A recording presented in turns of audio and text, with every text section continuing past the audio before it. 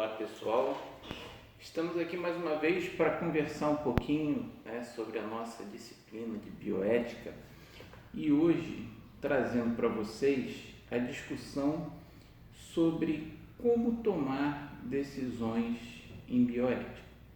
Para a gente fazer uma pequena retrospectiva do que a gente falou agora, a gente falou, que a bioética, para compreender a bioética, a gente tem que desenvolver algumas propriedades, entre as quais a empatia, que é a propriedade de se colocar no lugar do outro. Nós quando falamos lá dos conceitos da bioética profunda, da questão da humildade, da importância de você ter, em você a humildade de reconhecer que a sua opinião não é a única, por mais lógica que ela possa parecer para você, Então, nós falamos também, que a bioética e a ética, de uma forma geral, ela está em constante desenvolvimento, de acordo com os costumes, de acordo com a sociedade, de acordo com a percepção, de acordo com a evolução de nós todos, moralmente, com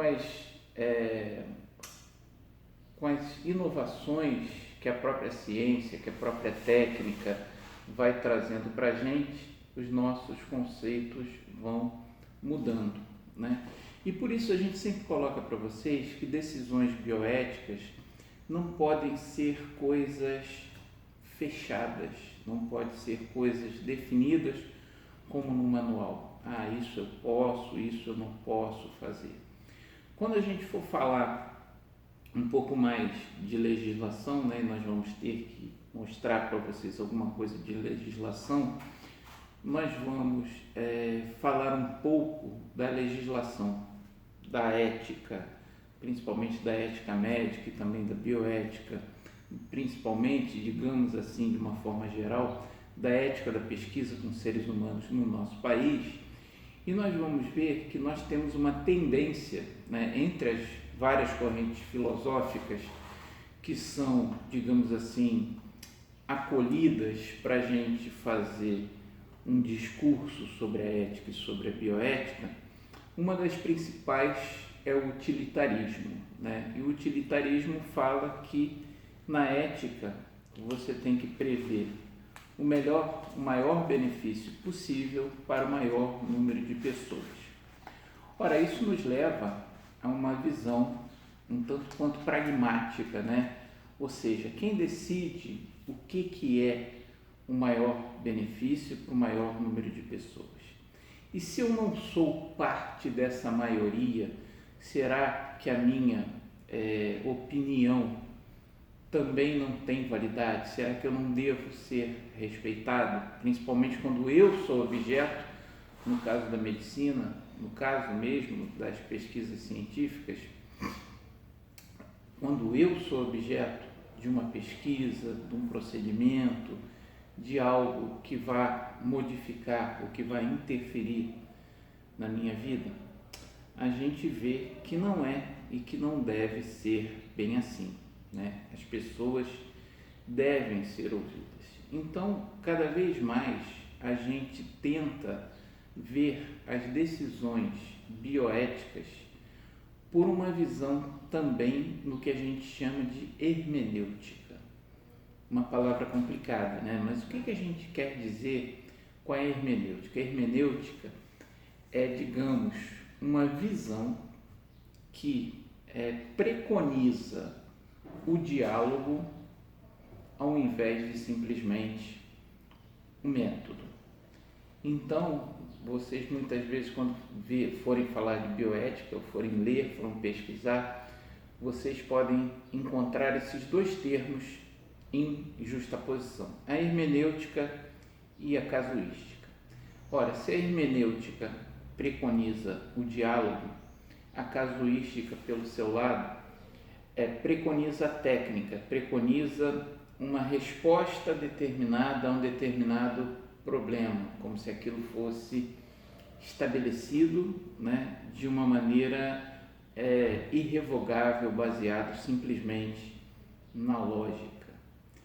E nós vimos, né, por experiência própria, na história da ciência, que todas as vezes em que isso foi levado ao extremo, né, tipo assim, os fins justificam os meios, deu meio que ruim, para ser bem popular.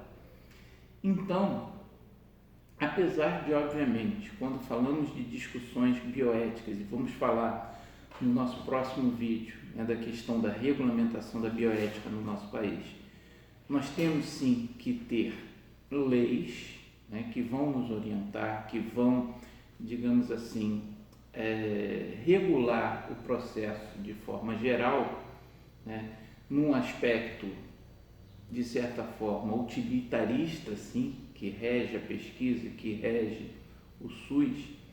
Nós temos que ter em mente, como bioeticistas, uma visão hermenêutica no sentido de preconizar o diálogo. Tá? Nós vamos falar, né, no nosso próximo bloco de alguns exemplos para que a gente possa entender isso, mas vamos justificar, né, a princípio, falando de alguns elementos que são importantes para cada um. Nós já demos um exemplo, por exemplo é ótimo, mas enfim, nós já falamos um pouco do caso das pessoas que são testemunhas de Jeová e que por convicções religiosas, né, os seus preceitos impedem, por exemplo, que as pessoas recebam transfusão de sangue. Então, numa visão utilitarista, o maior benefício possível para uma pessoa que seja acidentada e que vá morrer se ela não receber essa transfusão é que ela receba sangue. Mas a gente tem que ver se para essa pessoa, que impacto isso tem na vida dela. Ora, nós falamos também em organismos internacionais como a ONU, né, falamos nos direitos humanos, né, falamos em princípios universais, né, e os direitos humanos regulam esses princípios. Se vocês viram, né, pesquisaram alguma coisa, é interessante saber, porque de certa forma a ONU, com as suas deliberações para os direitos humanos, que não foram deliberações unilaterais, né, elas surgiram após a Segunda Guerra, motivadas em grande parte pelas atrocidades que foram cometidas por regimes como, por exemplo, o regime nazista, né? Esses direitos nos falam da dignidade humana, de conceitos universais, né? Como nós vimos também no nosso bloco anterior, que cabe a todo ser humano, que todo mundo necessita para ter uma vida digna. Um desdobramento disso também é o conceito de saúde, que hoje em dia é preconizado pela Organização Mundial de Saúde. A Organização Mundial de Saúde é um braço, digamos, um departamento, podemos falar assim, da Organização das Nações Unidas, que dá diretrizes, né, sobre a saúde, sobre os conceitos da saúde no mundo inteiro. Então, como eu disse para vocês, a ONU não é um órgão independente que cria coisas do nada, mas é um órgão criado pela junção de vários países que, de comum acordo, buscam estabelecer diretrizes universais, né, que governem os princípios éticos de todos nós.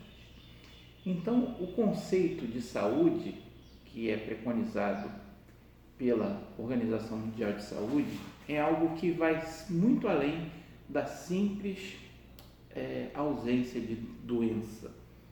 É uma questão de bem-estar físico, moral, espiritual, da pessoa ter direito ao pleno desenvolvimento como ser humano. E dentro desse conceito, né, nós colocamos um conceito filosófico que é muito importante, nós vamos nos referir a ele em outras vezes, que é a questão de você viver uma vida digna, uma vida que vale a pena ser vivida. Então, o que falamos isso? Voltando ao exemplo que começamos a dar da pessoa que é testemunha de Jeová, né? E você julga que para ela o melhor seria receber sangue e continuar vivendo. Mas se para essa pessoa esse fato é tão degradante que de repente não vale a pena, estou dando aqui até um exemplo, tá? Com todo respeito às pessoas que sejam testemunhas de Jeová de todas as religiões, mas que ela se considere, digamos, supostamente, indigna se receber sangue de outra pessoa. Isso não é algo que deve ser considerado. E por isso, eu falo para vocês que quando a gente fala de discussões sobre bioética e tomada de decisões, nós nos vemos entre esses dois fatores, né? Entre uma orientação utilitarista, de certa forma, de fazer o maior benefício para o maior número de pessoas possíveis, tá? Mas temos também que levar em conta a ideia individual de cada um. Não podemos levar em conta apenas a técnica, mas também o sentimento, mas também a percepção de vida, mas também a moral de cada um, né? Os conceitos morais, os conceitos particulares do que é certo e do que é errado para cada indivíduo, né? E assim se procura fazer um meio termo entre essas duas coisas. A hermenêutica, que é, digamos, uma orientação para que se busque o diálogo, e o diálogo de forma esclarecida, nos orienta nesse sentido. Por isso que quando falamos de decisões éticas, de decisões bioéticas, nós temos que procurar contemplar, né, um diálogo com a sociedade.